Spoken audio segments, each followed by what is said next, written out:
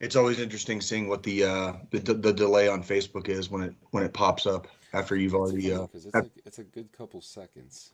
well, and they do, well, I mean, obviously I'm sure they do it for reasons. You know what I mean? They can't just because then you could have somebody doing some wild and crazy shit, and if it broadcasts as soon as they hit the broadcast button, that could become a problem. You know. Morning. Did you sleep okay? Don't forget you need to take a shower this morning. Okay. Okay. Can I have a hug?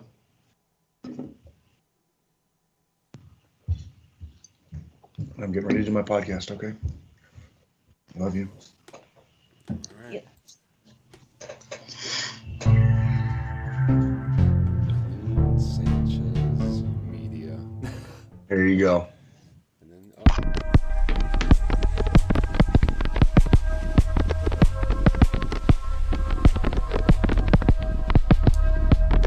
Nikki says we're live. we got Good. We're up. All right. Good stuff. Why am I not seeing it? This happened last week too, actually.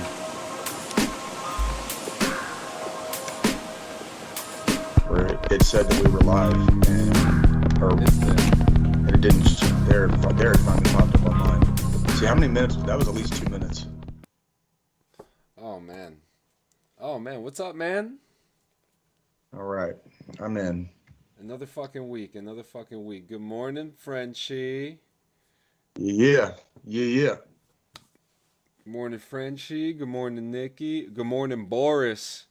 Boris, what's going on, Boris? Hell yeah. Oh, man.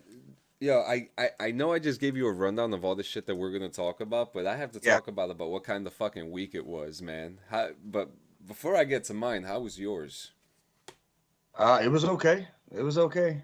Just taking care of business, man. Like one thing at a time. Made a couple trips up to the fort to get a couple things done there. I had a dental appointment. I had like mouth surgery yesterday. So it was Oh, like they sent me the Fort Carson got really backed up with their dental because of coronavirus, obviously. So being close to my ETS date, they sent me off post to get my dental work done, which is fine. Well, the dentist office that they sent me to is very busy. And so I had an appointment a few weeks ago, and it was at the beginning of September, and they were like, "Well, we're booked out of September. We're booked through September for like your next appointment." And I was like, "No, no, no, no." I was like, "My ETS date is to October, so unless whatever, blah blah blah." Long story short, I didn't hear from them, so like I called them earlier this week, and I was like, "Look, I need to get in. I need to be seen prior to my ETS." And they're like, "Okay, can you come in on Saturday?" I was like, "Okay, I'll come in on Saturday. I don't care." There's a 3 hour appointment, but I got like two crowns, and they did a couple of fillings.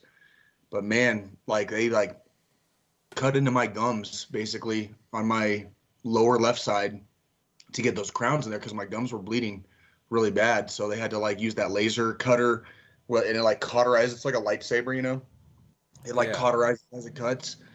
So, but it's funny because from yesterday afternoon until right now, it's my mouth has already healed like drastically. So it's kind of ridiculous. But that was my week, That's some Wolverine shit, bro. basically. Yeah. Well, and this is going back even when I'd get dental work done in the army. Apparently, my body metabolizes the anesthetic very quickly. So like even yesterday, because the appointment was so long, he had to hit me a couple of extra times on both sides of my mouth because I would start feeling it again. I would start feeling stuff again, and so it is what it is. Yeah, yeah. How was your week? Oh man, lots of things. Other than work kicking my fucking ass once again, as always. There was a lot of stuff that was going on this week, like that I was very keeping my eye on. That I was very happy about. First things first, Why the Last Man has premiered on Hulu. Um, Fantastic show. Oh my god. It's based off of a comic book of the same name about a man named Yorick who is the last man alive on Earth. Completely alive, like last human being. No, Excuse me. last male. Oh, sweet. Are there So, lots of females? everyone else is a female. Yes. Hell yeah.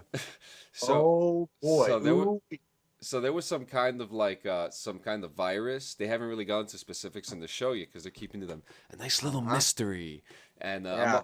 it's cool. So I every think I can unravel the mystery of that show. It's going to involve a lot of sex. A lot of sex. Me and 3.5 billion women, as long as they're of consenting and adult age, obviously. A lot of sex. Definitely going to have lots of sex in that world. Yeah. I'm sorry, John. I no, no, interrupted. it's fun. It's absolutely funny because where else?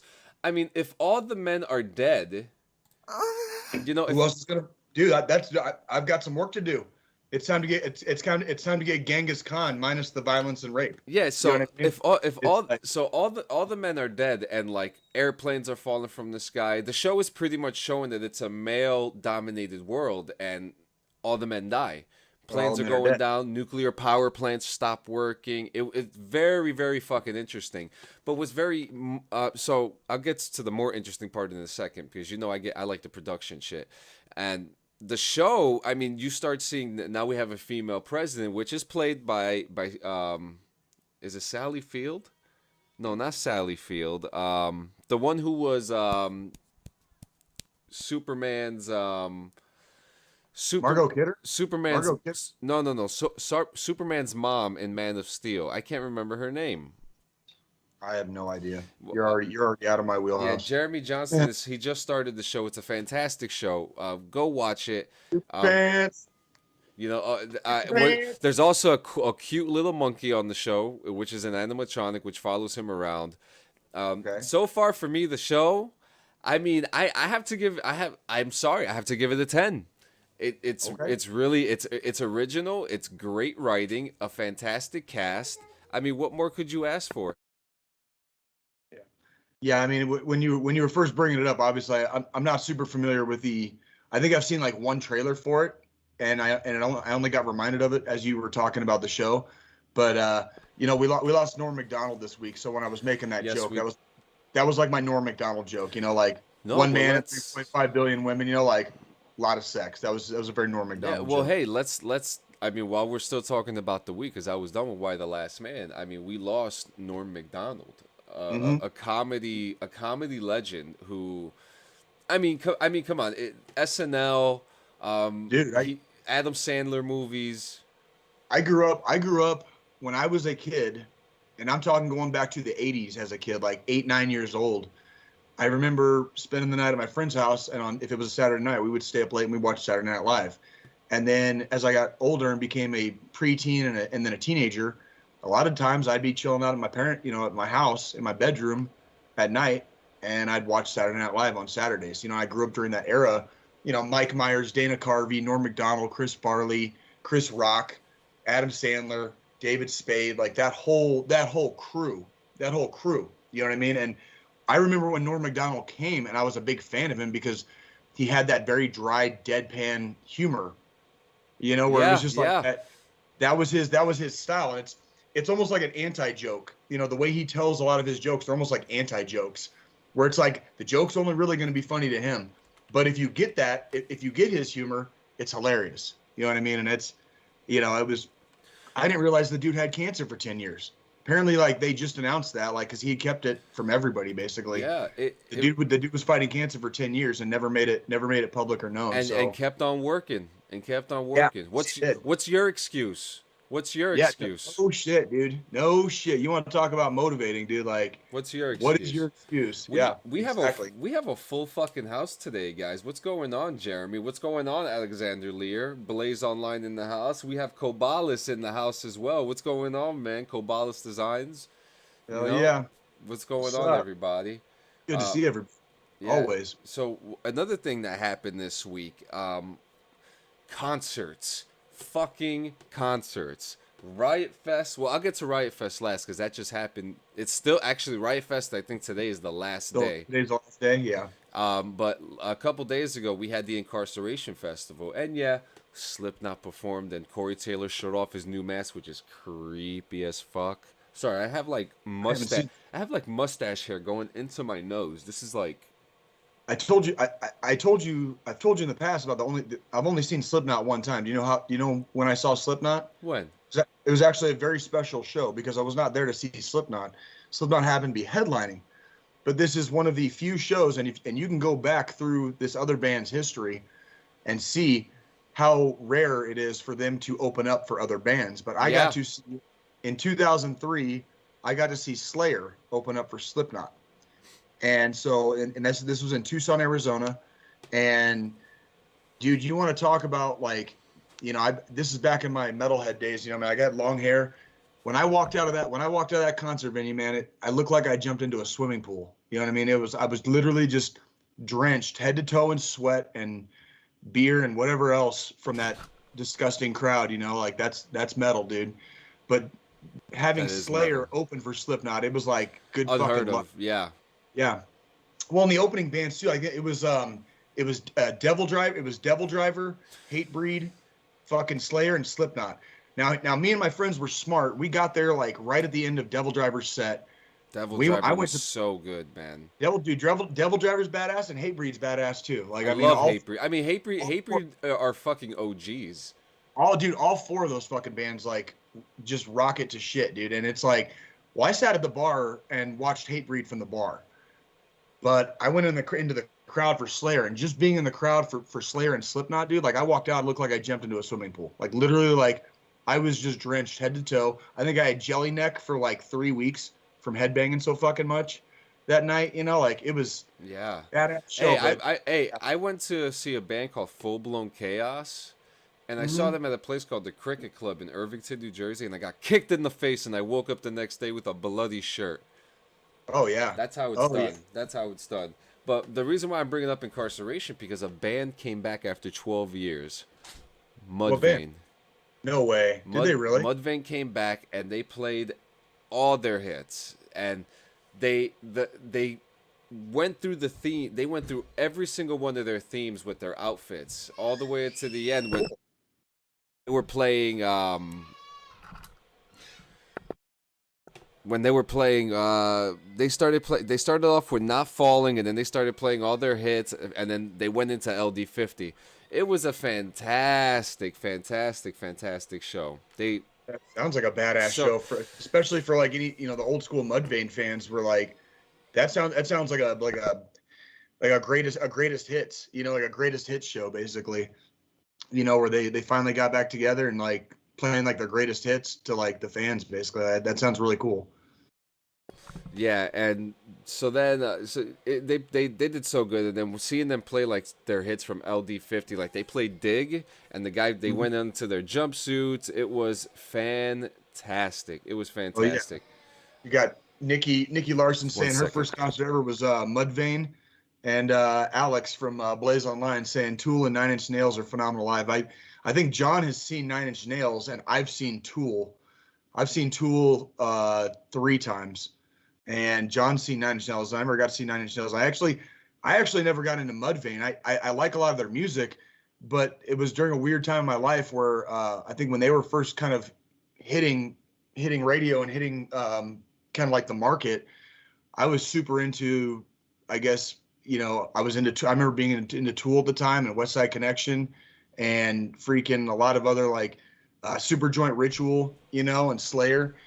So I kind of missed the Mudvayne train. As far like I love their music. They make phenomenal music, but I kind of missed the Mudvayne train. Yeah. And kind of going back to what Nikki was saying about her first concert. My first concert ever was a similar concert to what you're describing Mudvayne just did, John. But my first concert ever was Ozzy Osbourne in 1995. I've seen Ozzy plenty of times. Oh my God. Well, it was funny because Sepultura opened for him. This is in Phoenix. It used to be called the Desert Sky Pavilion, and Sepultura you were telling me about this, yeah. Yeah, Sepultura opened, and then when Ozzy came out, he plays he was being broadcast live over the radio, like in Arizona, and he plays this like fucking 3-hour goddamn set. I'm talking, he played every goddamn song. If there's an Ozzy album, it sounds like he went album for album. If there's a song by Ozzy Osbourne that you've ever heard like on the radio or that you like or whatever, he sang it that night. I mean, he sang fucking Perry Mason that night. You know what I mean? Like that's. Which it was a fairly popular song back in the day. Yeah, but like, yeah. These days, it's 2021. When people think Ozzy Osbourne, they're not thinking Perry Mason, right? No. Like I was 14 years old, in Arizona, and that's, You know, but Ozzy did exactly what you just described Mudvayne is doing. Is like he kind of went through his whole career. You know, Yeah. when he played War Pigs, he didn't even sing. It was just a sing along with the crowd basically when he played fucking War Pigs. You know what I mean? It was just Yeah, like, it was very interesting to see Mudvayne back. They were one of my and favorite that was bands back in, growing up. and I want to say that was back in 1995, and it's 2021 now, and Ozzy Osbourne is still fucking alive Yeah, and releasing music. What the fuck? and What it's still we? still I pretty thought he good. was old then. I thought he was old then. That was like 30 years ago. Yeah. What the fuck? So now I'm gonna get into Riot Fest. Now Riot Fest has more of my style, more my style. But I mean, I love the hard stuff, but when we're talking Mhm. about deep cuts and deep tracks, Sure. we had like bands like Alkaline Trio. I'm trying to. Oh my god, I'm drawing blanks now. Slipknot actually is playing tonight, actually, and Okay. Machine Gun Okay. Kelly's opening up for them. Weirdly enough, Okay. Okay. Devo's playing. If you remember, now whip Devo it. from like the 80s. Yeah, like Devo, now whip it, whip it whip it good. good. Yeah, Yeah, man, so that was like my fucking masturbation anthem when I was a teenager. yeah, so Yeah. they're playing tonight too. So I mean, so the highlights for me,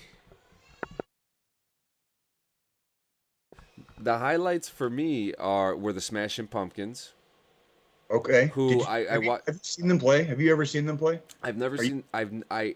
I'm really are you trying a to fan? think. I'm a Are you fan. a fan? I am a fan of the Smashing Pumpkins, and I think it's really cool that Billy Corgan owns the National Wrestling Alliance too. I'm just Yeah, yes, he saying, does. Yes, he it's does. pretty fucking cool. I But remember I have some very fond memories of the Smashing Pumpkins from my middle school or high school era years, I guess, of my life. Like they definitely own a couple of tracks on the soundtrack of my youth for sure.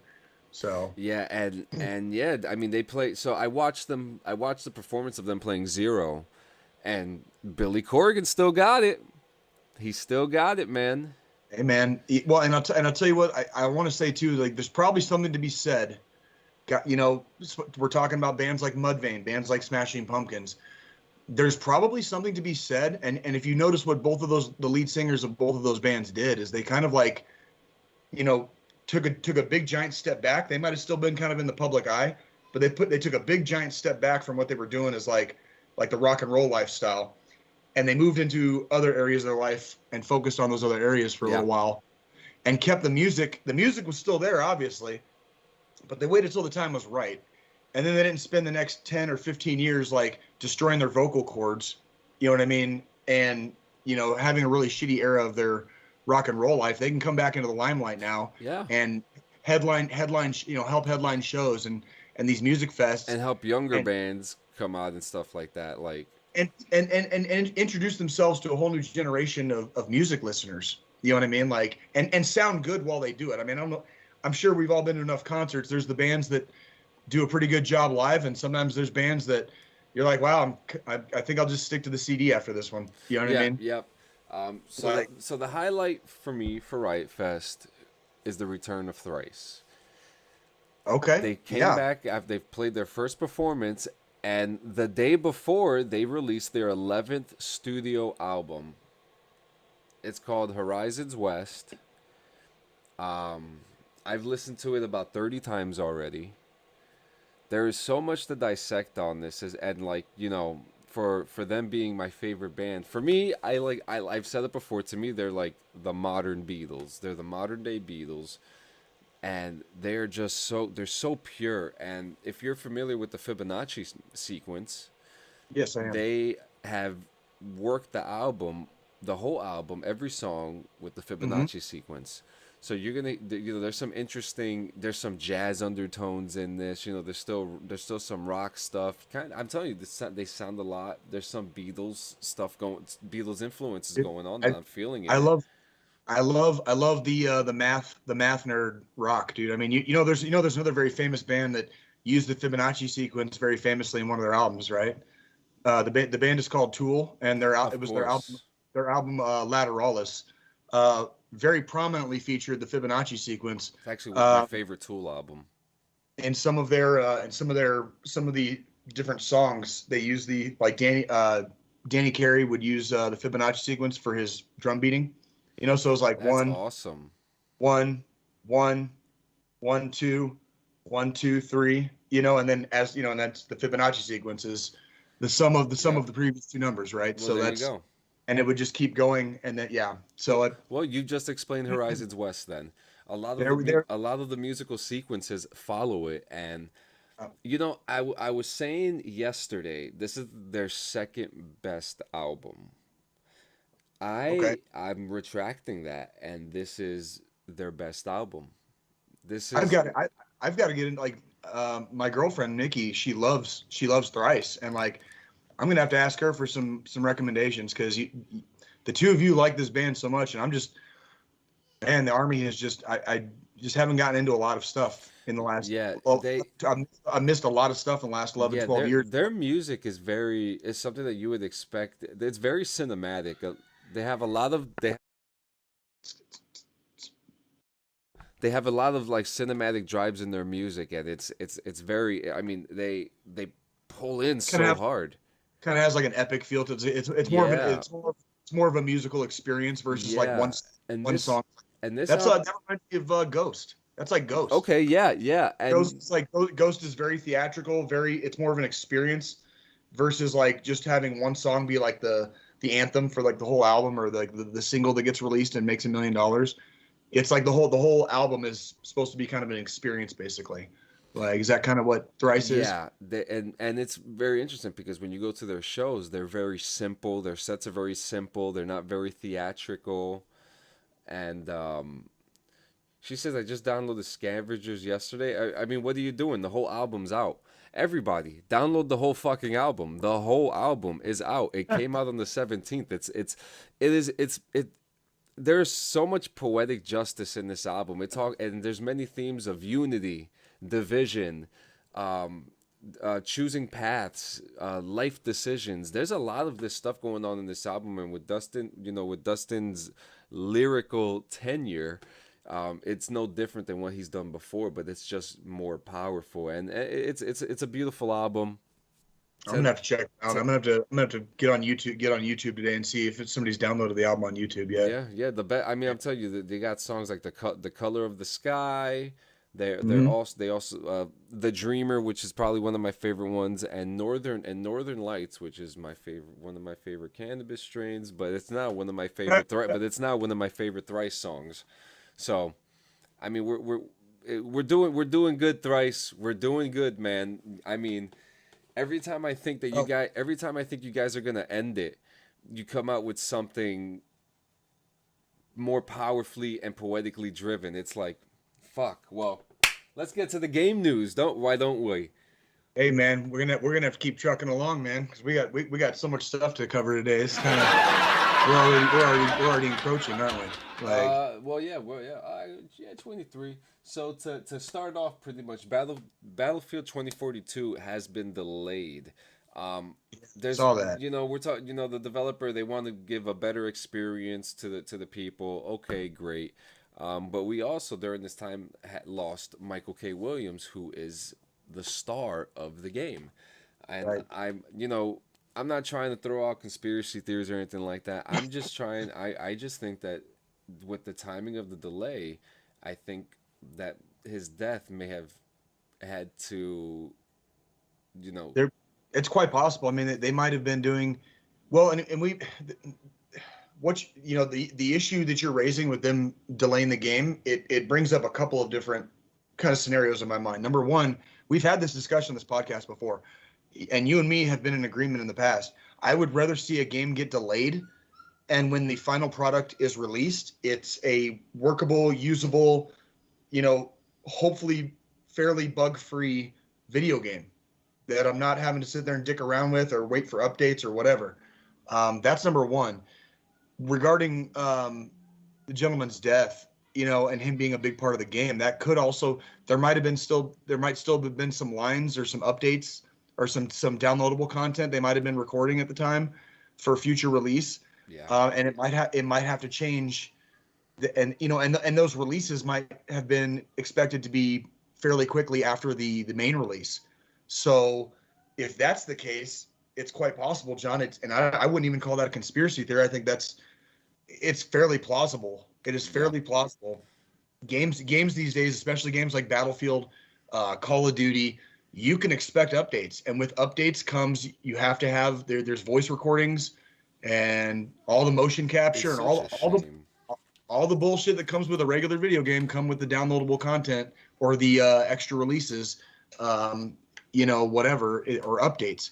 So, I think it's extremely plausible that he was probably quite possibly still in the middle of maybe recording new stuff for the Yeah. game after its release. I And don't maybe know though. there maybe been some sensitive stuff to it too, that maybe some possible lens, because we are talking about a war video game here too, you know. Absolutely, absolutely, and again, I'm going back to my original point. I want to really hammer home. I will 100 times out of 100 say delay the game and before you release a piece of shit. Even if it Absolutely. sucks, even if it sucks waiting, and even if I was like, I was, here's my money, like I can't wait for the release date to go play this game. I would still rather a game be delayed if it means that when it actually does come out, it comes out like the whole enchilada, and I'm not, and it's a good game. Basically, I'd rather there be a delay. So yeah, the delays suck, but if it's for the best, I say so be it. So be it. Absolutely. Absolutely.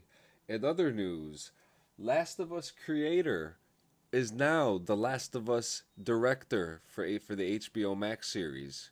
Really? No one knows how many episodes it's going to be. Possibly one, maybe all of them. But this is great. You know, you have the guy who created the story Right. direct the story. Direct. Yeah, absolutely. This, Absolutely. And you know, in some cases, this is a dream come true for some people who want adaptations of these things. Like DMZ is coming out for me soon, and I know it's not going to be the adaptation that I want. So now with The Last of Us, people are getting the opportunity to get the right. adaptation that they want with Right. The Last of Us. And Absolutely. congratulations, congratulations to him. It's Well, it's very 100%. it's so cool. Yeah, well, and it reminds me of Stephen King. I grew up reading Stephen King, huge Stephen King fans. He's got there are some movies that were adapted from his books that are cinematic masterpieces. Stand By Me from the 80s, Shawshank Redemption, The Green Mile. And then there's some other movie adaptations of his that are just dog shit. Just 110% dog shit. Yeah. And it's like, and you can tell, like, I don't know. It's one of those things where it's like, sometimes I would rather have, if the person is that much of a creative visionary and they have that much of a vision for their own work, by the way, for something that they created by themselves in the first place, let them have the reins and let them take that chariot for a spin, and let's see what he produces, what they create out of that world, basically, It, that universe. it's gonna be cool. You know? Very, Absolutely. I'm very interested to see, because we know there's gonna be some changes in it. We know there's Hmm. gonna be some changes. So, Right. take over for a second. Well, and that's, oh no, you're fine.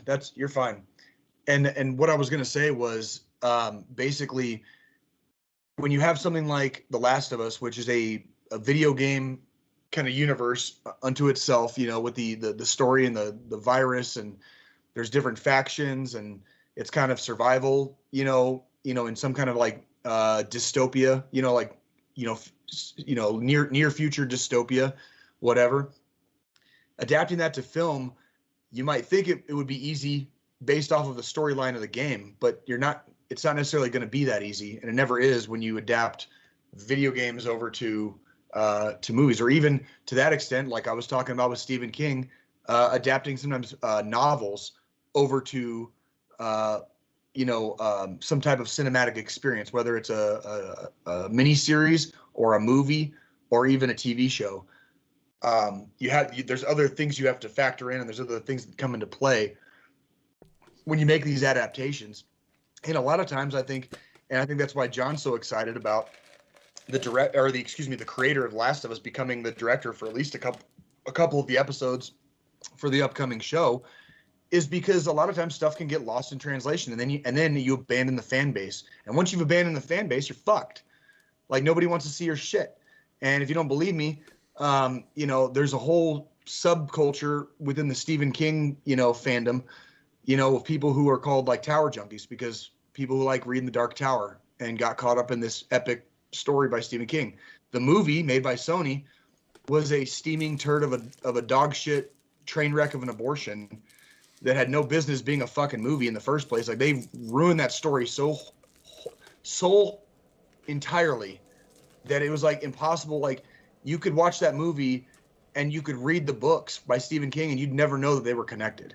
I mean, literally, like the movie is that forgettable, that shitty, like fuck that. I'd rather see the creator of The Last of Us come in and see his vision through at least an episode or two of that miniseries or the TV show that's coming out. So yeah, that's me.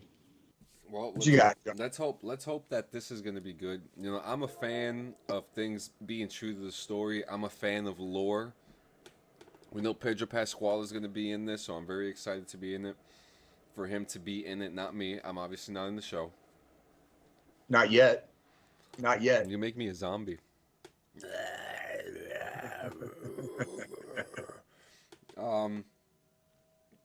Before we get to the next news, I just wanted to add in Halloween falls on a Sunday this year. Nice. Which means Devil's Night is Saturday. Fuck yeah, bro. Yeah. So that also means you're gonna have to start figuring out what your costume is gonna be for that episode. Yeah, you're right. You gotta make it a good one. Yeah. I don't want to know what it is. Don't tell me. I don't want to see it. All right, Roger that. Same.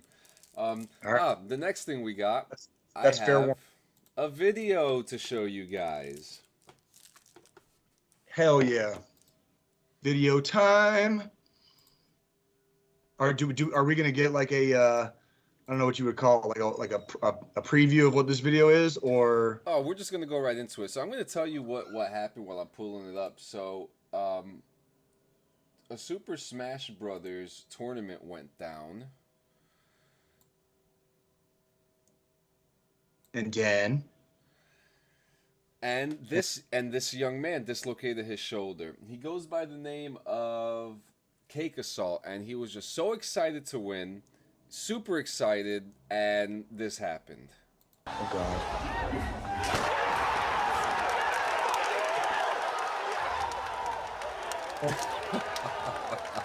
Oh, that sucked.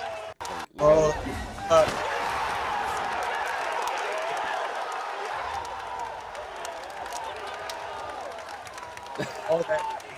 all that.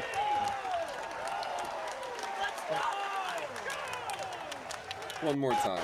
Located his shoulder during that celebration. He's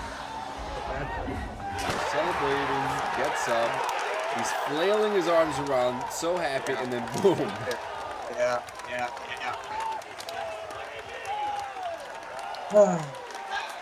So,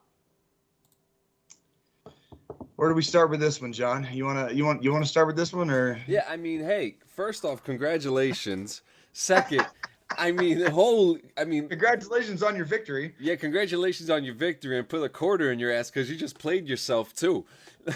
I mean, holy shit.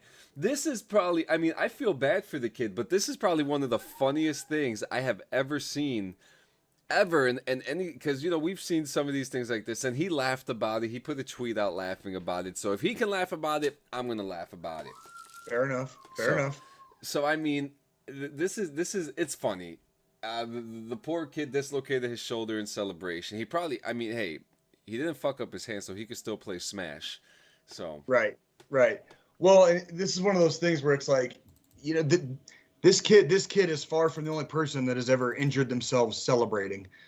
We've seen it in the UFC. Dudes have like blown their knees out with excessive celebrations in the UFC. You know what I mean? Like dudes like doing backflips off the cage or like jumping up and like stomping their feet on the ground. And all of a sudden, like you tweaked your knee and now you're out 6 months because you just won a fight and you were celebrating too much. You know what I mean? It's like, so, I guess I don't want to say it's definitely not a karma thing. It's just more like stay humble out there, guys. Stay humble. Yep. Stay humble. It's okay to be excited about victory. There's nothing wrong with that, but be careful because you might dislocate a shoulder or blow out your knee. next time you're having a little bit too much fun celebrating, right? So. Next, we have in line Ren and Stimpy. There was a Ren and Stimpy presentation that was shown for the new Nickelodeon All Stars Brawl game. Yes, I do have a lot of candy over by me. I have a sweet tooth these last couple days. Got some sixlets and some pumpkin candies. But anyways, this is probably one of the more interesting characters to have because instead of having one character to play as, you have two characters when Ren is on the back of Stimpy, so you're using a double character in the game. What makes this interesting is that you're using double powers, you have probably more hit points, and, yeah. Okay. Yeah, and it's all Nickelodeon characters, right? Yes, so, it is, and like, is like the Rugrats and like Doug. The Rugrats. No, Doug is not in it. Doug's not in it. Doug's not in it. Oh, dude, shit! That fucking. I was on fucking Reddit the other day and I like spit my drink out laughing, dude. Like, there was it was an Ask Reddit thread and it was like, if you had to kick one cartoon character's ass and know that, and like if you had to pick one cartoon character, know for a fact that you could kick their ass, who would it be? And like one of the top answers was like, I would beat the shit out of Doug right in front of Patty Mayonnaise. It was just like, I was like, oh, Doug. This is the list of characters confirmed for the game. SpongeBob SquarePants, Sandy Cheeks, Patrick Star, Nigel Thornberry, Zim from Invader Zim, Danny Phantom, Oblina from Real Monsters, Michelangelo, Leonardo, April O'Neil from the Ninja Turtles, Cat Dog, Reptar, Helga, Powdered Toast Man, Ren and Stimpy, Lincoln Loud and Lucy Loud, and so it's going to be a jam-packed game. I don't think a lot of people realize nowadays like how big of an impact Nickelodeon had on like my generation. Really, I mean, I still remember the commercial for Log on Ren and Stimpy. I could still sing that like right now. I still know all the words to that song. I'm 40 fucking years old, dude. Like I probably haven't heard that song in like fucking 20 years, but I could still sing it like line by line like right now. You know what I mean? And it's one of those things where like I grew up on that shit. You know what I mean? That sounds like a fucking fun game, you know? And you basically just get to pick a fucking Nickelodeon character and beat the shit out of each other. That sounds fun to me. It sounds really fun. I like it. Family fun. You can play with your friends. Hell yeah. Kids giving you a hard time, you know? Tell the kid to go downstairs to the entertainment room and pick a character because they're about to get worked. Yeah, Alex remembers. Alex remembers. That's right, Alex. What rolls downstairs, a loner in pain. Everyone wants a log.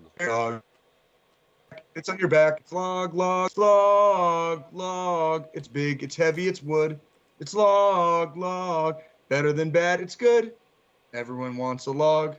Come on and get your log. Thank you. I love it. Next we have in line Rainbow Six Siege Pro League Tournament. Hacker holds the players hostage. Wait, how? So the hackers were locking the menu screens so that the players couldn't matchmake. Yeah. Interesting. Yeah. So they got all the way into the servers then. Oh, they got into the interface. They got all the fucking way in. They took all the sperm. Dude, that's like you're bottoming out right there as a hacker. Like that's as far in as you can get. You know what I mean? Like, I'm talking like You're unless you want to like try to out. Dude, you are as a hacker. That's as fucking far in as you can goddamn get, dude. Like you are like, unless you're trying to like stuff your nuts in there too, dude. You know, like you're bottoming the fuck out, dude. There's no room left to go. Like you're already there. If you hacked any farther in, you'd be in the fucking room with the person playing the game. Okay, like that's that's how far in they are. This is such a strong conversation though, because why are they ruining the game for people? They're not putting out ransoms. They're not like, like what the fuck? Like, okay, yeah, we know the game is shit. So why the fuck are you making it even worse? John, you're forgetting a very, very important point made by Alfred in The Dark Knight. Because you see, Master Wayne, some people just want to watch the world burn. And that's it. I mean, there doesn't have to be a fucking reason. There's never going to be a reason. Why do people do the crazy shit that they do, like anywhere in the world? I mean, let alone in the internet/video game world. I mean, does there ever have to be a reason? You know what I mean? Alexander Lear is right. They need to quit this amateur shit and hack our debt away. Yeah, that's what I'm saying. I'm dude. trying to buy a fucking house, dog. Reset the fucking credit limit, the credit line to fucking 0 for everybody, dude. Like for everybody. Yeah, like you want to be altruistic, man? You want to be altruistic? Fucking wipe out fucking global debt. That'd be great. Hit the fucking reset button on the fucking whole thing, man. There you go. There you go. So yeah. Yep. So I have a surprise for you. We're about to do a meme dump. Oh boy. And this is a military meme dump. Oh, here we go. Do I need to like what's my part in this? You're surprising me. You can read them. Okay. Pull up the right, all the things I can see. For anyone curious, here's a visual representation of the army. Wait, let me just wrong window, guys.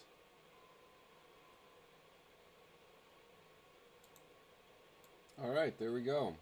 There you go. You can read that one starting now. All right, let me see here. For anyone curious, here's a visual representation of the army, and that is exactly true. Red light, green light. Do you stop? Do you go? Both? But like, I need an adult.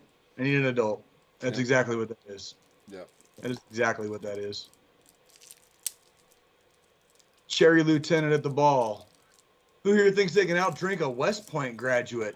Specialist with 2 DUIs and a divorce. Yeah, oh my God. I could tell stories for days. Like, people think they can drink and then hang out with somebody that's been in the army for like two or three contracts. Like, yeah, you thought you could drink.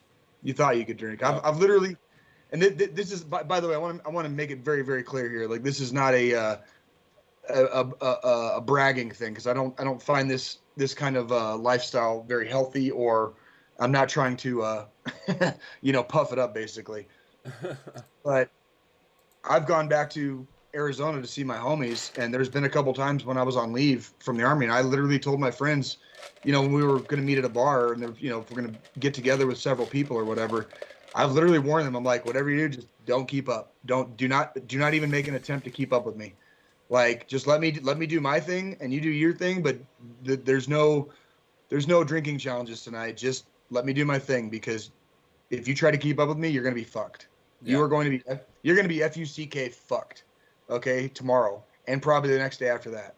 But tonight for me is like a fucking Tuesday. You know what I mean? This is for me this is like light reading. You know what I mean? Like, this is like me reading a magazine. It's like a normal sitting in a dentist office. Like waiting for my name to get called. When was the last time you read a magazine, Jay? Like an actual legitimate like paper magazine. Like,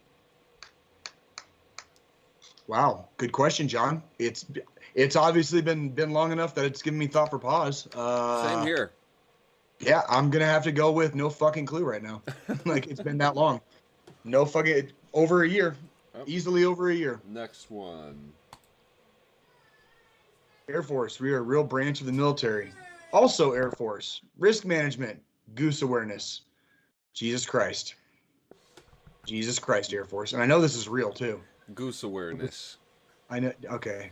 God. Next. I love the Air Force so much, because like they provide close air support to us infantry, and they keep, like, air superiority gives you basically like rights to the battlefield. You know what I mean? And then they turn around and do something like that. Let's see what's this. It makes me happy to think that the last thing someone might ever see is Missile Rick. That's fucking beautiful right there. That's that's the Air Force I know and love right there. Yep, I knew you would appreciate that. I definitely appreciate that shit. And look, when you re-enlist for another 6 years. What the fuck? But you realize you ain't getting that bonus. Do you ever see that? It's like a meme in like 3 parts. And there's like this little tiny kid trying to walk this big ass like fucking dog, and the dog's all like fat as fuck and like tired of shit and just like sitting, and the dog is like just like, can you fucking stop? You know what I mean? Like, because the dog just looks so fucking worn out. You know what I mean? Like with the kid walking it, like that's pretty much the look on this. That's pretty much the look on this. There it is. Yep. E4 Mafia choosing its leader. All hail Bran the Broken. Yeah, it's yeah, it's pretty much E4 Mafia right fucking there. Yeah. Like the fucking ringleader, like barracks lawyer, you know, dude that knows the army inside and out is like a fucking goddamn specialist, like a 6-year specialist on fucking profile, you know? Like that's exactly what that is. Crippling depression, multiple divorces, kids that hate me, 10% VA disability rating, club grunt style membership, raging alcoholism. When you finally reach veteran level 10. There you go. Jesus, let me see. I'm missing the club grunt style membership, which I will never get, and the 10% VA disability rating. Still on the fence whether or not my kids hate me. They're kind of moving into that like tween phase right now, so they kind of do and they kind of don't. You know, so I don't know if I have that that gemstone yet. So we'll see. Alexander Lear says E4 Mafia Sham Shield represent. You got see here's the thing. The E4 Mafia was a great thing, and it's a great thing to be a part of. What a lot of people don't realize is like the actual mafia in the army is the staff sergeant mafia. Like you guys thought you knew how to freaking sham, like as an E4. Imagine being in charge of people. And not only are you shamming, you're finding a way to make your freaking squad sham too. So you just got like your whole squad out for like a day and a half. Nobody's been seen, nobody's been heard from, and everything is A-okay because your staff sergeant is also a freaking like sham artist. Like the staff sergeant mafia, the E6 mafia, if you will. You know, we don't really talk about it a lot. That's why E4 Mafia, we let the E4 Mafia have all the memes and all the jokes. It's the E4 Mafia. But if you want to know, like, the puppet master pulling the strings, you know, like the Godfather, it's the E6 Mafia, homies. Just throwing it out there. Just throwing it out there. And next. Have you ever been so boot that you stood at parade rest for an ice cream? God damn it. Yeah. I don't even have a comment for that because I think we've all been that boot at some point. Yeah. Like, it's on some level. At some point, on some level. Yeah. Lieutenant, I don't understand why Joes eat out so much. Don't they eat for free, the DFAC? And here's the DFAC food. Slice of bread, shitty ass pepper filled with fucking cereal and milk, a fish head with getting ready to smoke a cigarette sticking out of a fucking chicken, and packets of fucking. Yeah, man, that all looks good. That all looks good to me. I mean, that's what I ate. I mean, I don't know if I'm like misunderstanding the meme. I mean, maybe the LT's right. Like y'all will appreciate the cooks one day. Yeah.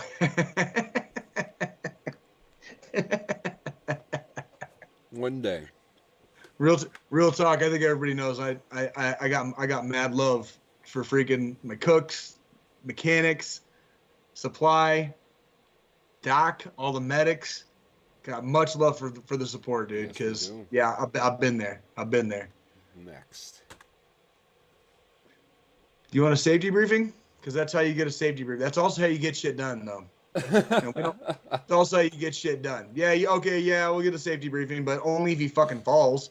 If he doesn't fall, there's not going to be a safety briefing, and we got shit done. We got it fixed. Yes, and I'll tell you what, I guarantee you I know exactly how that happened. Okay? There was going to be a fucking briefing in that room, and it had already been pre-planned. And when they pre-planned it, nobody realized that fucking thing had been broken. The projector was broken, so they had to go up there and like and start fucking around with the projector to fucking unfuck it for this briefing that had already been pre-planned before anybody knew the projector was fucked. And that's exactly how that situation happened. I guarantee it, because that's how it happens every fucking time. And then if the dude falls off the ladder like WWE style, we get a fucking safety briefing. Thank you. So there you go. That's basically like how the Army works in a fucking nutshell. Yep. Safety briefings for days. Yep. Oh, I can't read. Oh, no worries. Reading is for officers. Okay.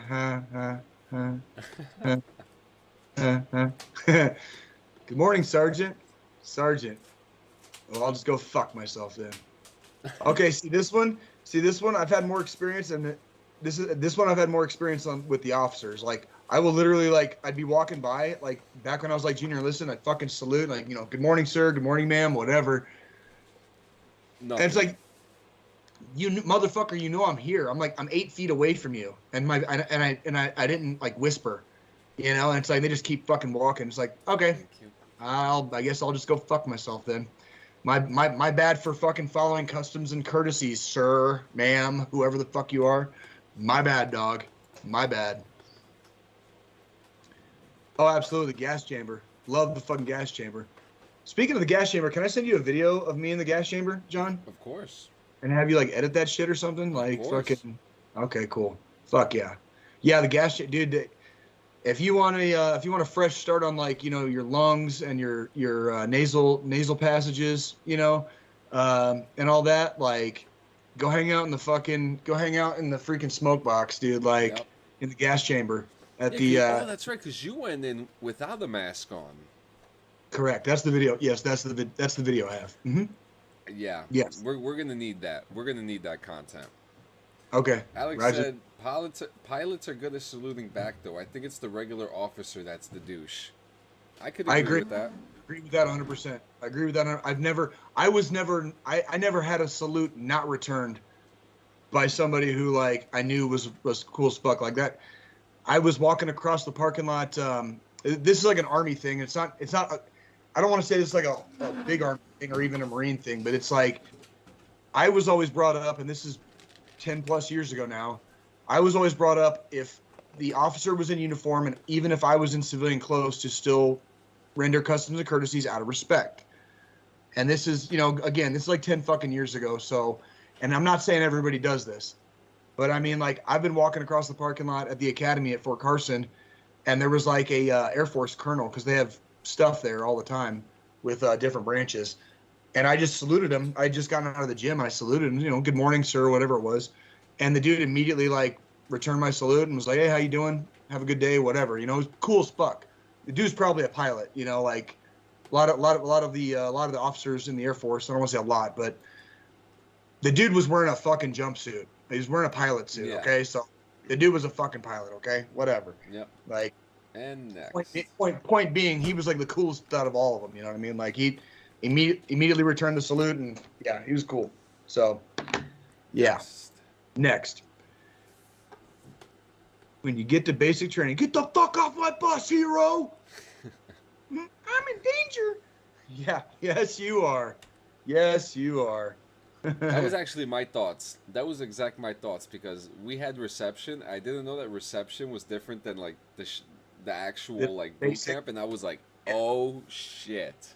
Yeah, because when you get off that bus, they don't do it anymore. But when me and John went through, you got shark attacked, and it was basically like as soon as you fucking step off that bus, there's like 3 drill sergeants right there screaming at you to like run over there. They're going like this. They're literally circling the fucking bus, smelling your fear. And then you like run over there wherever there is, and you're like in a formation, and like they're making people like hold their bags up over their head and like do like overhead lifts, shaving creams all over the place. It's motherfuckers are crying and shit. Break it down, like making their last phone call. Oh, dude, it was hilarious, dude. Like, and again, my experience was not unique, but because I had my experience at 29 years of age, I guess the age difference kind of gave me a little bit of maybe a different perspective on it. It would have been a lot different if I'd been 18, put it that way, And so when I'm 29, I'm sitting there like, I'm like overhead lifting my bag, and I'm kind of looking to my left and my right, and like people are like legit like freaking out, like they're hyperventilating, like just you can see like the stress, and like these kids, they're literally kids. These kids have never experienced stress like that before. And I'm just sitting there like, okay, this really ain't that bad. I'm just gonna keep lifting my bag, you know, like, okay. These poor bastards, they fucking crying and shit, whatever. Chief, when he passes, he had another fitness test. I'm not ashamed of my body. Exactly, that's the problem. You should be. Yeah, I'm not. Yeah, I'll tell you what, man. I used to harp on my students at the academy, man. Like I've gotten real sick and tired the last couple of years of seeing what I call sausages in uniform. You know what I mean? And it's a problem. It really, really is. Because if you ever have to fucking pick up a weapon and fight, that infantry quarter mile becomes a fucking long ways. Yeah, and the way that my drill sergeant put it, because I had failed my PT test with my push-ups, and he was like, I can't trust you to carry me, but I could trust you to pull me out. He goes, you run fast, right? You know, he goes, I can't trust you to carry me out. He goes, but if you strap me up and pull me, I could trust you on that part. I'm like, okay, right. You know, so they're different. That's why the PT test is there. Can you carry your battle buddy out of a tight situation? And when they went over to the ACFT actually mimics, I guess, as close as you possibly can mimic with a PT test. It's a couple of the events mimic a couple of potential maneuvers you might make on the battlefield. You know, like shuttle runs with weight and stuff like that, and dragging and stuff like that. So it is very, very important to remember that the military is supposed to be in shape, basically. Because if you find yourself on the battlefield and realize you're not strong enough to carry your buddy, that's the wrong time and the wrong place to realize you probably should have been hitting the gym more often. So yeah.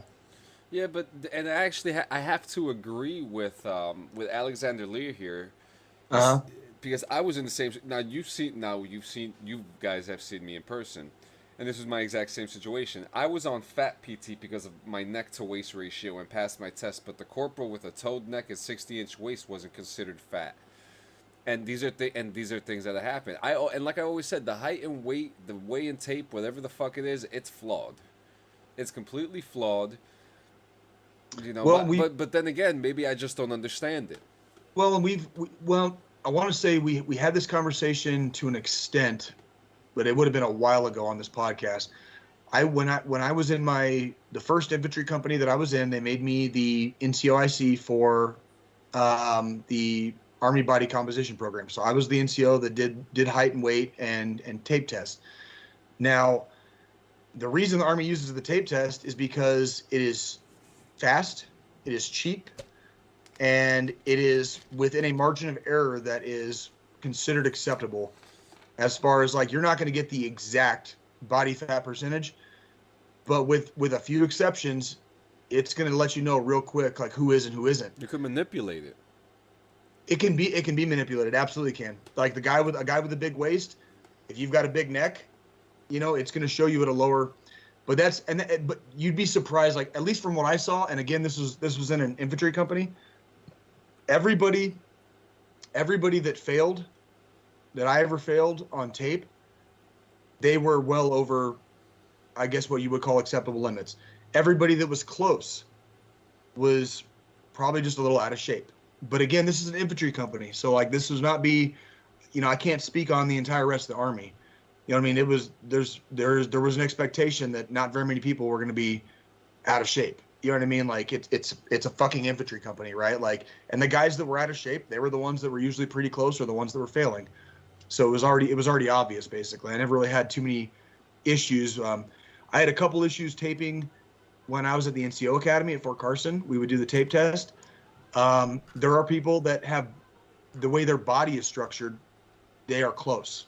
They run a very thin line on being close to failing, or vice versa, close to passing, just by virtue of their body shape. And that's what Alex is talking about. And there are people like that, and I feel for them too, because oftentimes those are not the people that have problems passing their PT tests. They just have problems passing tape. A lot of it is determined by your height, how tall you are. There's a maximum weight you're supposed to weigh per the Army, and these regulations have not been updated in decades. So you could, if you're only 5'8" or 5'9" as a male, you can only weigh like 160, 170 pounds. In today's society, 5'8", 5'9", I know plenty of dudes that are 3 or 4 inches shorter than me, and they are, 200 pounds, built like a brick shithouse. You know what I mean? And that's basically like, that's kind of what sucks is like, as soon as you step on that scale, you already failed. So then you got to go do the tape test. So it doesn't matter how you did on PT. As soon as you go over your weight, you have to get taped. So then you take your shirt off, you do, tape the neck, tape the stomach. You do that 3 times, average it out. And basically, like, if you're considered like, out of shape by the Army standard, by the tape standard, it doesn't matter how good you did on your PT test. That's really what it comes down to. And it is unfortunate because there are people, I think, that do slip through the cracks. I think those people are in a very small percentage overall. But there are people that do slip through the cracks, and it is unfortunate. Yep. So, yeah, we got a few more left to go. All right.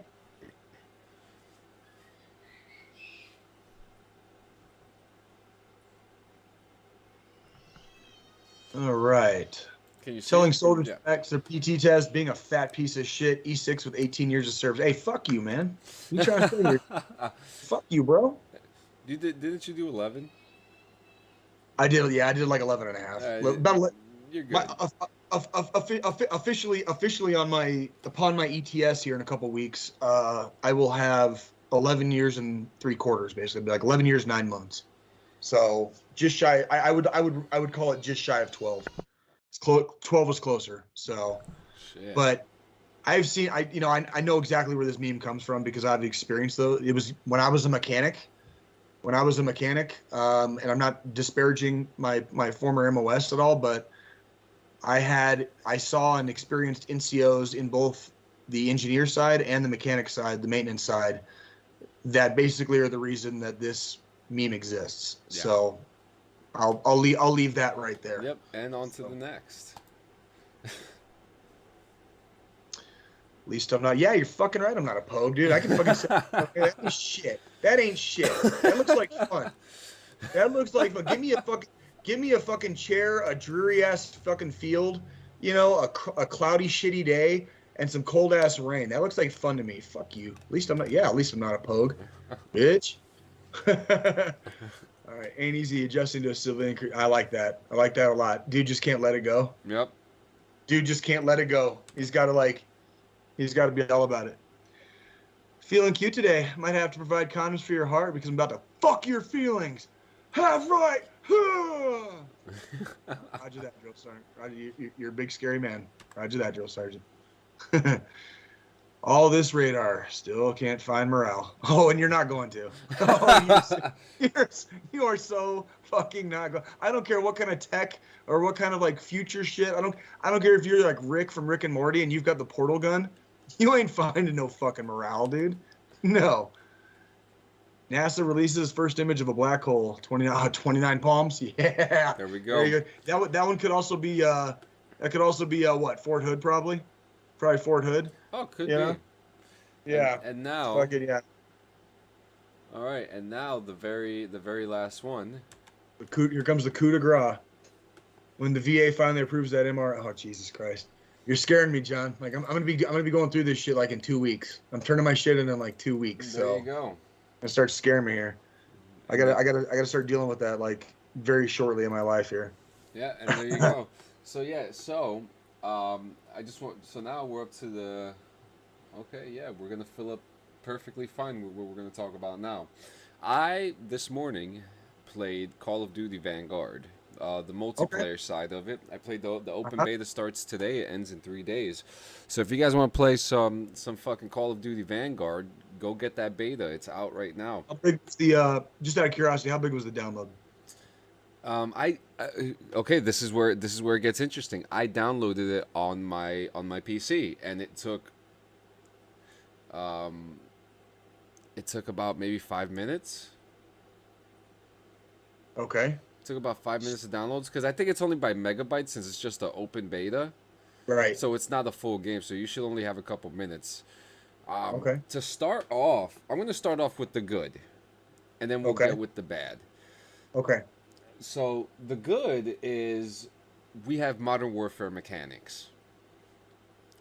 Okay. So we're I like talking. that. So we're I like talking that. about the peeking, the sliding. It's very familiar. It's very, you know, They're sticking with what worked basically. yeah. Okay. Which you know they go back and forth most of the time. So Right. to me that was pretty cool. They also have this really cool mechanic that they have called blind fire. So if you're behind the wall and you know you see someone over by the wall and you really want cover, your arm literally goes over the wall and starts shooting blind fire. Okay. Okay. It's probably one of the coolest new features I've seen in the game, and they got me really excited. I was like, oh shit, blind fire, cool, let's fucking do it. Right. And it worked, you know, it did really good. I had a good time with it. The multiplayer was fun. I played a thing called Patrol, which is like headquarters. You know how it changes different headquarters, except this time it's a patrol and it moves around the map. Oh, okay. Like a patrol. Yeah, exactly. So that was actually pretty cool. Game mode's pretty cool. I'm gonna check out some more later. There's a Blitz team deathmatch on there that seems interesting. That I'm gonna check out. That looked really fun. But the multiplayer, it's cool. The map, I think it only showed about 2 or 3 maps. I didn't get to play that much, but visually, it looks so good. We're going back to World War II once again. What I love. Oh shit! Oh shit! Oh shit. Thank you. What'd you get? Grilled cheese and tomato Look at you. soup. Look at you. Look at you on a Thank on you, a baby. Sunday. On a Sunday. That's like I know. if that's not like if that's not like the Sunday lunch of all time right there. Dude, this is life right here. Telling you. So it's all World War II. Looks really good. Like that's okay. So that's good. Yeah, that's so far so good. Yeah. So what now? All right, so maps. Okay, we're gonna have some cool World War II maps coming in from World at War. Okay. Castle's one of them. I think we're gonna see Shipment once again. Interesting. Interesting. And I think there's like 12 maps at launch. That's Okay. all I really know about the multiplayer side. I don't know anything about the campaign side. I'm kind of keeping myself, you know. You kind of yeah. I mean, you said before you kind of want to go into it blind, anyways, right? So Yeah. For this one. Now the bad. So the bad. There's still an abundance of hackers. Hackers still riddle the game. It's, you know, I mean, I don't know what else to say about it. It's there. You know, it's noticeable. You can't really hide from it. I mean, once you see it, it's there, and you know, you just kind of, you know, do you run with it at this point, or right. you know what I mean? Like, what are your thoughts? Well, I mean, hackers were a problem in Modern Warfare last year. I mean, I remember when we were playing all the time, it was a problem then. And then I don't know how many times they've done, you know, where they've brought the banhammer down on like literally tens of thousands of people at a time. It still hasn't solved the problem. There's still people obviously getting into these servers and these systems, just like you said with Rainbow Six Siege earlier. Like, you can't get any farther into the game than stopping a goddamn preventing the game from even starting. You know, during a tournament, during a fucking sanctioned like tournament. You know what I mean? Like, there's money on the fucking line, and they're like I said, they bottomed out. Like you can't go any farther. You know, It sucks. and it takes away from the gameplay. You know, it pisses. First off, it pisses everybody off, which creates like a negative feedback loop. Everybody's already playing pissed off, so like the fucking lobbies become super fucking hostile and super fucking toxic. Everybody's shit talking each other instead of having a good time. You know what I mean? And it's like, I mean, you know what I did. I mean, I put Call of Duty down, you know, a while ago. A long time ago. And I've only picked it up a couple times, you know, every once in a blue moon. I've only picked it up a couple times since. I mean, really, and it's been about once every blue moon this year. I want to say I've probably played the entire calendar year of 2021. I've probably played Modern Warfare somewhere around 5 to 10 times. Like, I'm talking like actual multiplayer. I've played against bots and stuff like dozens of times, but Oh yeah.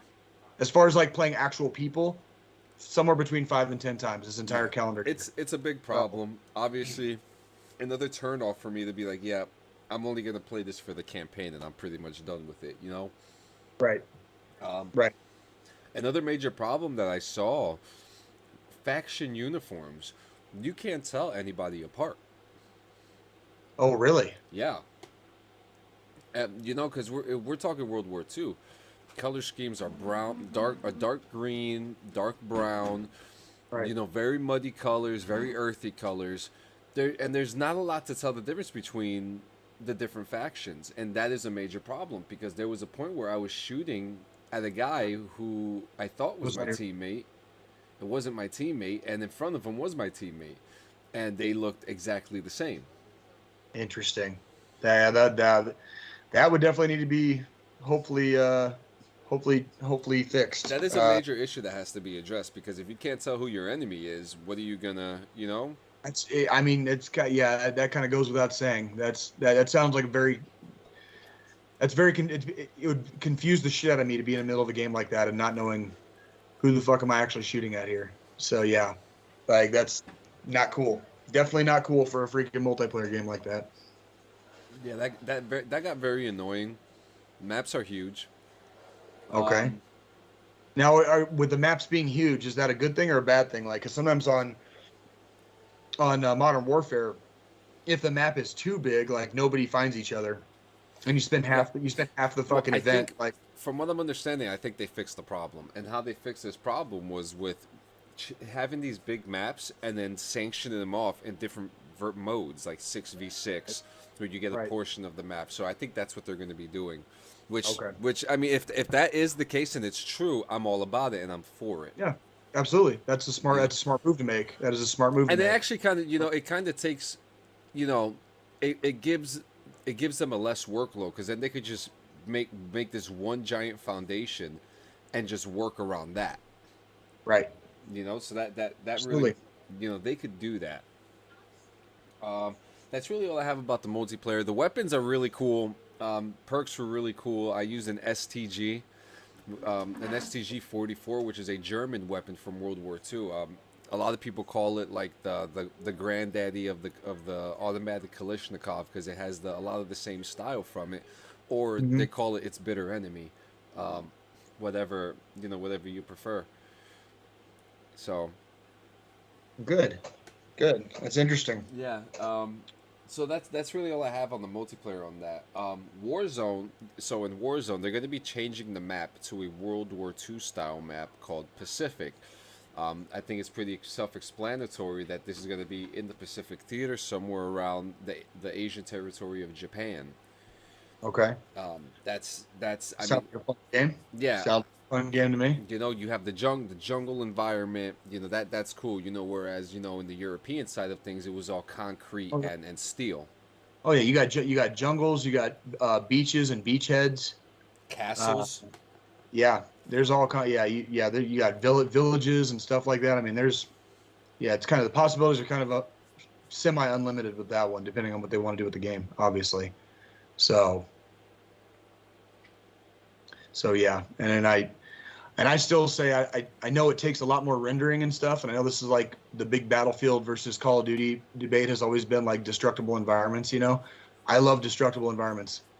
I pray for destructible environments because it just makes the game so much more. They have confirmed that they will be destructible environments. Good. That's what I'm saying. The question is though, to what capacity?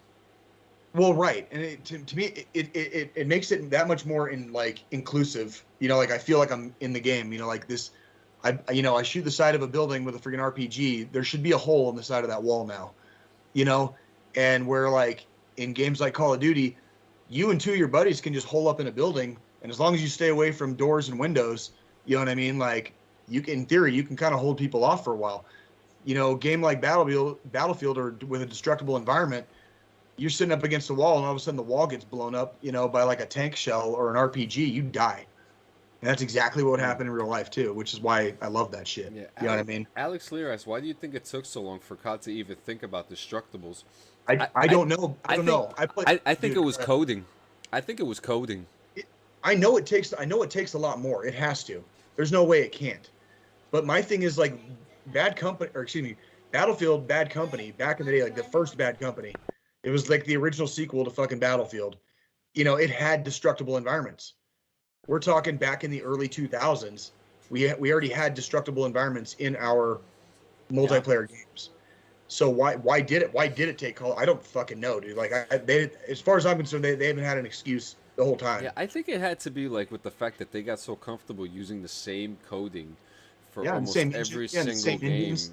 Yeah, that's right. Well, I mean, and if you're trying to put a game out a year, that's not. It's just not as possible anymore with everything. They're making buku bucks.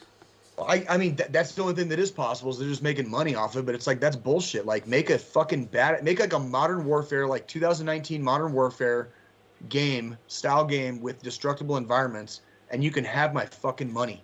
You can just have my fucking money, but they won't do it. You know what I mean? I went to the Art Institute and know a little about coding, so to me it seems like laziness, honestly. And that could be it, you know. I can't argue. I'm not against that either. No, that's.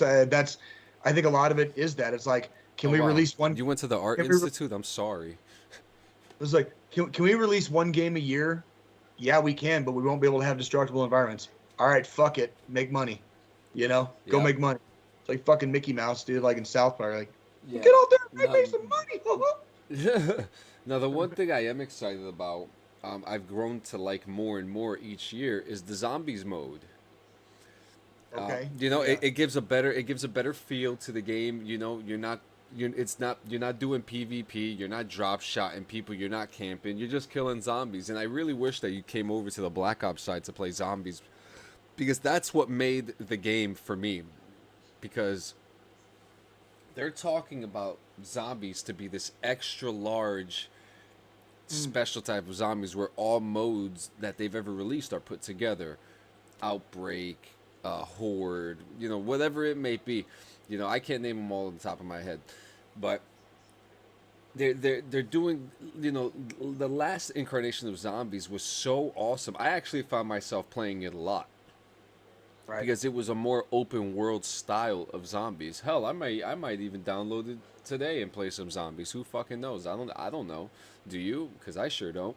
But you know, the whole, they've done a really good job using zombies to keep it alive, because if anything, this is what brings people back. And World at War was the game that started the zombies phenomenon, so I think it's very good that they're going back to its roots. And whatever we're going to see with the zombies experience is going to be even more fun than the last. There's not going to be, I don't think it's going to lack any kind of action or anything like that. I think it's going to do just fucking fine. And me personally, I'm excited for it. Now the main question is, am I going to buy it at release? How much of it am I going to play? What am I going to enjoy? I see myself playing the campaign. I don't see myself playing the multiplayer. Right. But I do see myself going back to it, playing some zombies.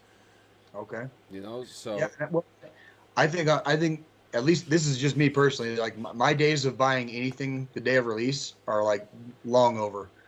You know, I need reviews. I need to see what people are saying.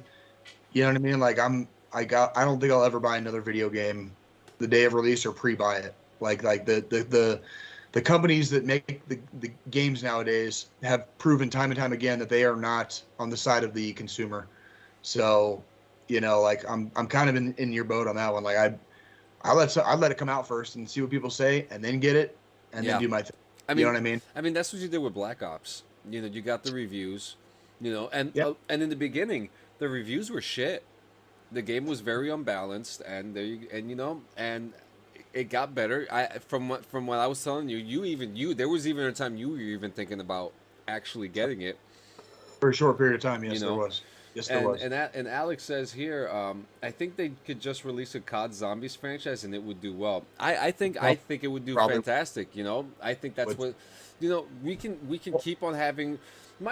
I've said this before. If they worked on the title that they don't have to release every single year, that they could just constantly update, like Warzone. Why do we need a multiplayer separated Right. from Warzone. Just put multiplayer in Warzone and just release the zombies and release the campaigns. That's right. Why don't you release a campaign that continues in DLC? Right. You are preaching to the motherfucking choir, dude. And I'm Like, sitting here talking behind the fucking microphone. Dude, you're not going to hear me raise a single argument against any of that. Yeah. I've never understood. I guess I understand it in the same way that I understand a lot of other things. It's called product obsolescence. You know, it's the reason we don't have light bulbs that last 10 years. It's the reason we don't have tires on our car that go 100,000 miles. Do we have the technology to create that shit? Fuck yeah, we do. But then nobody would make any fucking money. Everybody buy fucking light bulbs and they never have to fucking replace them again. Everybody buy tires and they'd only have to fucking replace them if like some crazy shit happened. That'd be it. And so instead of getting one badass fucking multiplayer first-person shooter game every 2 to 3 years, we're getting one halfway decent one fucking every year on the year. And it's product obsolescence, you know. But I know for a fact there's still a shitload of people playing fucking Modern Warfare versus like Cold War, and they're still getting pissed off about it. Yeah. Well, I and that's what I'm saying. Like, and it's same with fucking, you know, like I don't know. I'm gonna end up turning into fucking Doug Stanhope and fucking ranting for a while, so we'll push the pause button right there. Yeah, and we're coming to the end of the show. Before we get to the sponsorships and the final thought in sports, you got any games coming up that you're looking forward to? As far as sports, because you know anything. Did your Chiefs win last week? They did barely. They almost. Congratulations. They barely won last week, and they've got another tough one this week. They're playing the Ravens today, and I'll tell you what, our defense, man, like still not where it needs to be. I'll tell you what, if the Cleveland Browns had played probably just about any other team in the NFL last week, the way they played the Chiefs, they would have won. And the only reason the Chiefs won is because of our offense being able to make double-digit comebacks seemed like nothing. And our defense finally fucking pulled it together towards the end and make a couple of crucial stops. But that was it. Like we went down quick in that game at the very beginning, and we were down the whole game until pretty much the end. We didn't take the lead until the fucking fourth quarter, like late in the fourth quarter. So the Chiefs defense needs a lot of work right now. So is what it is. But it is what it is. Yeah. And as you know, we're coming to the end of baseball.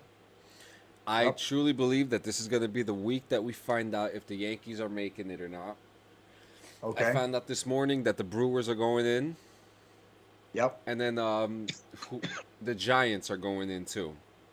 Yep. And the Brewers, man, that's going to be your teams. Yeah. That's going to be your Cinderella. That's going to be your Cinderella, pick for baseball this year is going to be the Brewers. So yeah.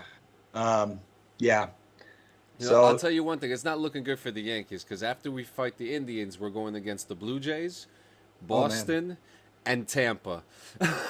Oh, dude. Well, but if they can put together a decent run, that'll give them a lot of confidence going into the playoffs. Yeah, and it's looking all right. I mean, I'm sorry that Kansas didn't make it this year.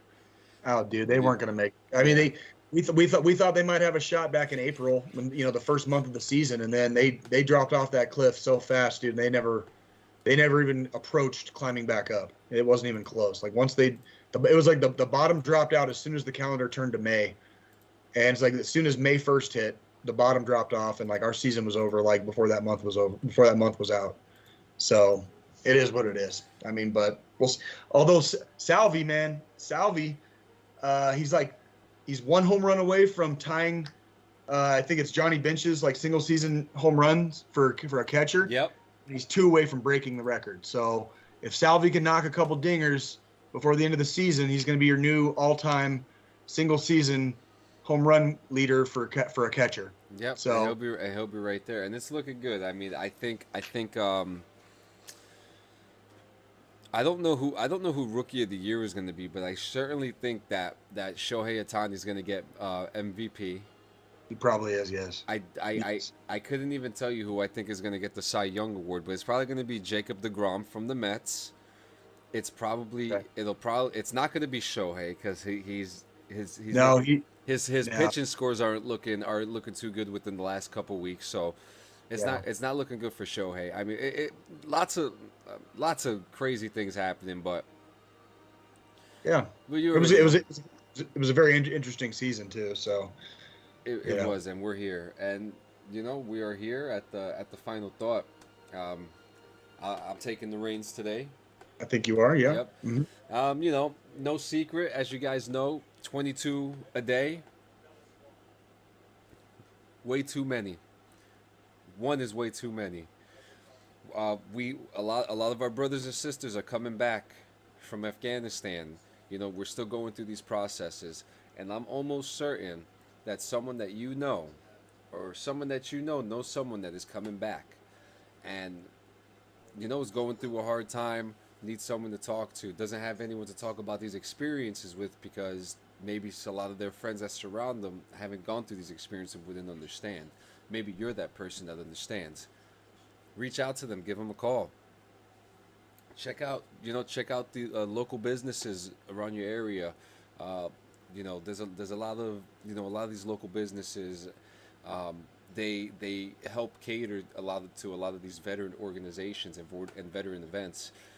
Reach out to them, see if they need any help. There's a lot of things going on. The VA hospitals are always doing events. They're always doing things for suicide awareness, to be there for one another, because we are literally all we got. All we got. So remember, guys, the number is 1-800-275-8255.